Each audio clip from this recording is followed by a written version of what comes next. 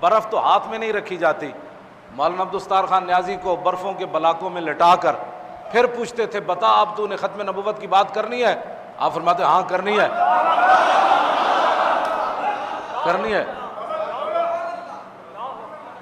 اور پھر مولانا بڑی استقامت کے ساتھ رہے اور پھانسی کے تختے پر جا پہنچے.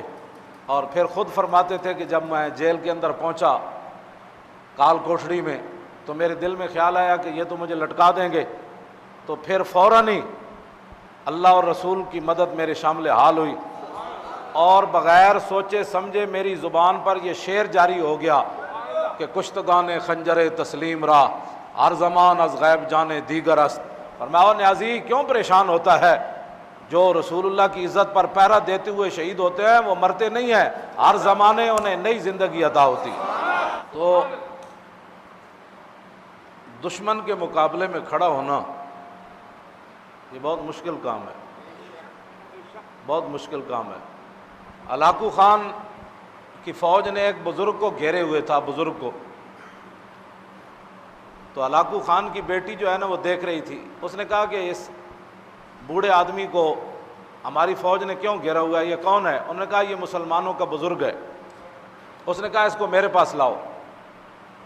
ہلاکو خان کی بیٹی کے سامنے جب اس بزرگ کو لایا گیا تو ہلاکو خان کو بیٹی کہنے لگی کہ خود ہی تمہارا اسلام کہتا ہے کہ اللہ تعالیٰ جس کو چاہتا ہے سلطنت عطا کرتا، قل اللہم مالک الملک تؤتی الملک من تشاء وتذل من تشاء بیدک الخیر انک علی.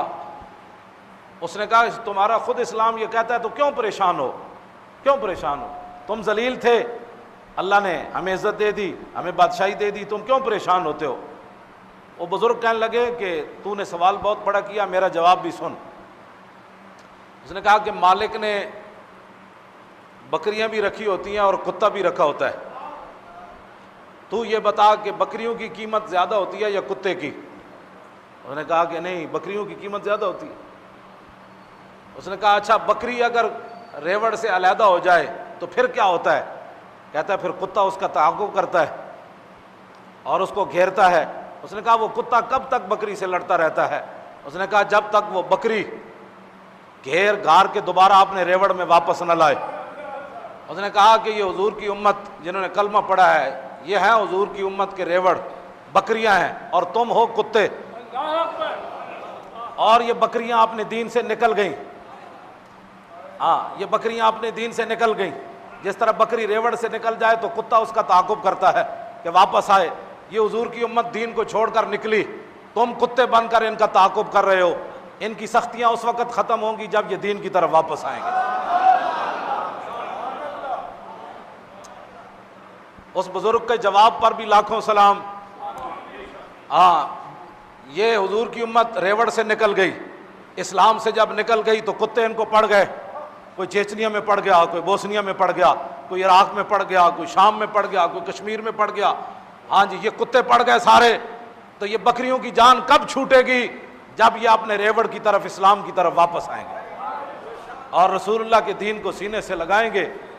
پھر کتا ان کو نہیں کاٹے گا، پھر کتا ان کو نہیں لڑے گا.